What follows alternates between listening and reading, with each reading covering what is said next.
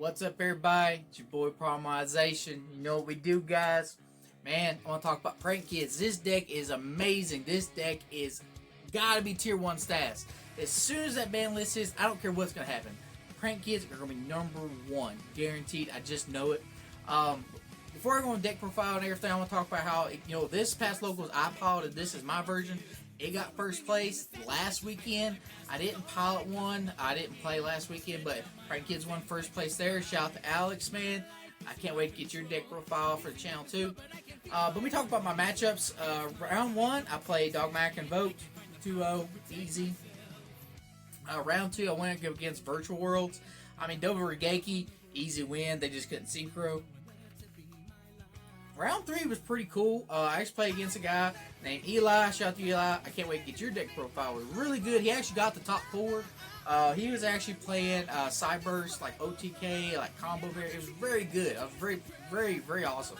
And then up into round 4, I played against Agnisters. He double bricked. That was kind of bad on his part. I felt bad for him, but double Regeki again, and just you can't play with that half time. Going in the top 4, I actually had the mirror match. The mirror match is hard, guys. You learn so much in the mirror match. Usually, I hate to say that, it might come down to the dice roll in the mirror match. And then in the very last end, I played dinosaurs and then just beat him. So it's an amazing deck, guys. This deck is amazing. I think this deck is the tier 1 contender for sure in the next format we're going into. But you know what, guys? We're going to go right into it.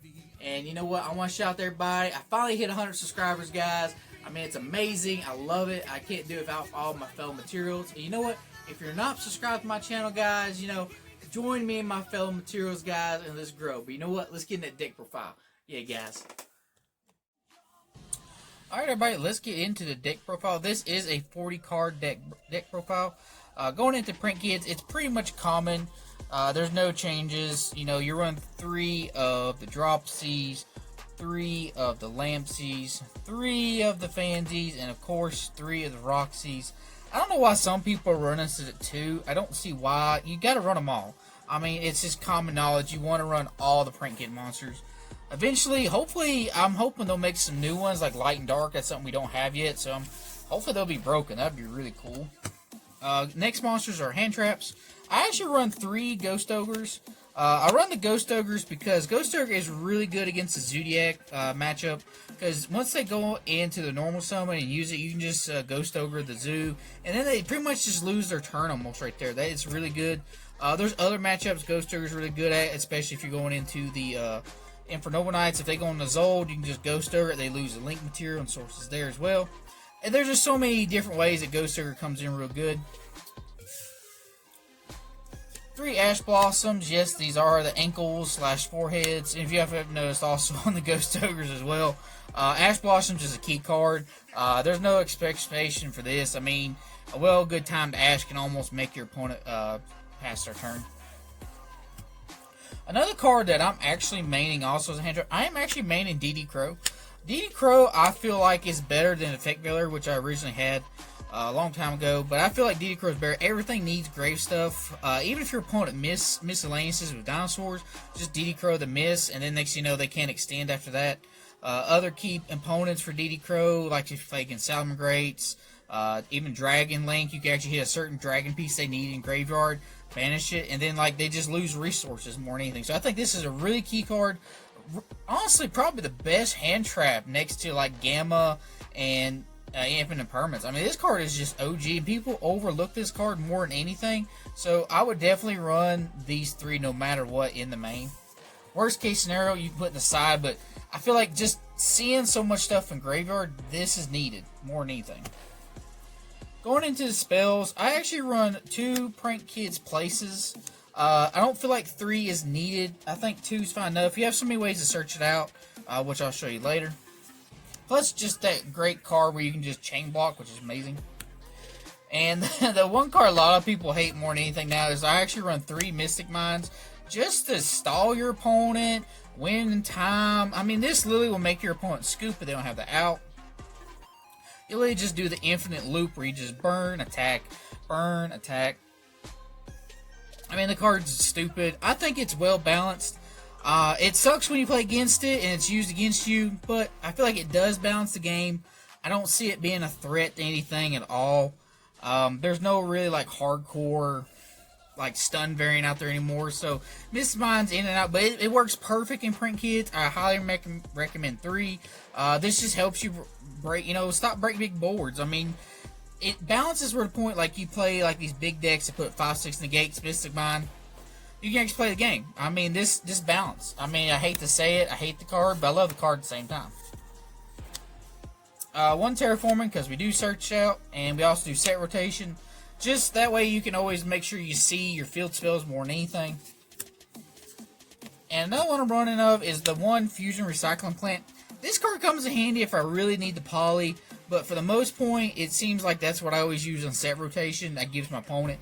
It really hurts people that need their field spells, especially with Dragon Link and Dinosaurs. So that really slows them down more than anything. Or any other deck else that needs their field spells. This is actually really good when you go set rotation. Just give it to them and it sucks. We run 3 polymerizations. Poly is important. There's actually been a thing going around in the Print Kids community.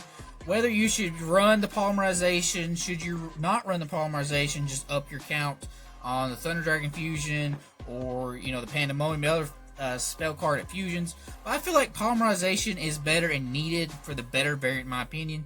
You can make Toad, you can make Abyss Dweller, you can chain block better, you can get around the Bureau with the poly. This card, right, as in my opinion, is a key card. This will make the deck better and more powerful, in my opinion. The deck's consistent no matter what. You can argue if you take out the polys and just run in like Thunder Dragon Fusion, takes away the consistency. This right here is better. No matter what you say, always run the polymerizations, always at 3. And of course, you're talking about the Pandemonium. Got one out there.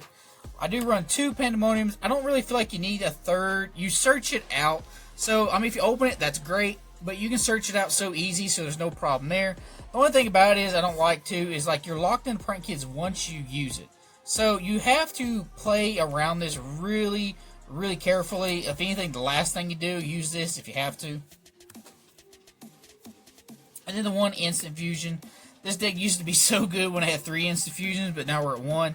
We still play it. It's a godly card. I mean, if you got Print Kids that are in the graveyard, let's say you go through all your combos, and next thing you know, you get Nibiru, even if you can't stop it. Instant Fusion, go back in the Rocket. You can continue and keep pushing through game, which is amazing. I also run 1 Print Kids Pranks. I feel like 1's enough. It's just like Pandemonium. I can search it out when I need it. I don't need to see it in opening hand every time. It's good if I'm in the grind game and I really need the resources to recycle. So that's the only reason I run 1. Most time, it's not that bad. Into the traps, I actually run the 1 Print Kids Plan. I think 1's good enough. I usually save it for like if I'm going against Dragoon and I need to decrease the attack power just to kill a monster, which also the field spell also helps on that as well. And the last trap I run is 3 Infinite Permanences. Infinite Permanence is just Infinite Permanence. I mean, it's still good. It's still a great card. It just stops so much stuff. Your opponent can't really negate this too much anymore, especially with Gamma being around. So this right here is really staple and I think important. It's kind of budget now, especially if you're doing for the gold. Let's go into the extra deck. Now, the extra deck is really tight. It's personal preference, but this works real well for me. I do play the Meow Meow, 2 Meow Meows. I feel like 2's good enough. I don't really see myself ever needing a third. If you know the resource game more than anything, 2 is all you need. Really, I mean, if you can't win with just 2 Meow Meows, you are not that good. I'm sorry, but you need to know your resources. I mean, it's kind of like Thunder Dragons on my other builds. If you don't know your resource game, you're not going to succeed in this deck. That's just my honest opinion. 2 Doo-Doo-Doo-Doos. I think 2 Doo-Doo-Doos is good enough. It's so fun saying these names. So I think 2 Doo-Doos is all you need. Once again, going resource game, it's just as good. Same way with Bow Wow Bark. I run 2 Bow Wow Barks. It's just it's amazing. I mean, you just need 2 of each resource game. Even if your opponent has to like hit you with something in your extra deck, you always have extras, so that's no big deal there. And the last link is the Ripper and Rooster. I don't really see too much back row anymore. I've thought about cutting the Roaring Rooster. Most of the time, I feel like more back rows in the rogue category more than the meta category, in my opinion. That's just me, but I still have there just in case we have those situations. Into the fusions, I run 2 Rocket. I think Rocket is really good. I've seen some people bump this to 1. I think 2 is necessary. Especially if you're going to run the Domestic Mine, you got to have that loop where you can just, tag in, attack, burn, attack, resource management, shuffle back, add back. I think 2 is very important if you're going to go that route and if you get in those situations. And the 1 Weather Washer. It does come up in some situations if you're playing against decks that really grind you out. Especially if you're trying to get the kill the next turn, you don't have the mine, so this comes in handy. And I do also run the 1 Butler. Some people are running 2 Butlers, mostly because of Thunder Dragon Fusion. I feel like just the same way, your resource game, just add it back to hand, send back the extra deck, you can keep playing through. So that's really key important. Plus the double Hurgeki, you can't get around that. Stuff that is not print kids, I do run the 1 Sword and the 1 Access Code. This card is just stupid because you have so many different links. Boar Sword, I don't use too much. I've actually thought about switching this out for, I don't know, maybe not even I don't know what I would pick it up for. Maybe a Unicorn, something smaller. I don't really go into it too much. This more or less wins more than this will ever will. So, I don't know. That's just per preference. It's something I've tried. I don't know. I might substitute for something. I don't know yet. And the other 2 is XZs. You got Totally Awesome and Abyss Dweller. These are the only XZs print kids are really good with right now. We don't really have a really good rank 3 that we could use or a rank 1. So Toad, you can just make 2 of the Dropsies and this one with Roxy's. Actually, if you go really good, you can actually do both of these.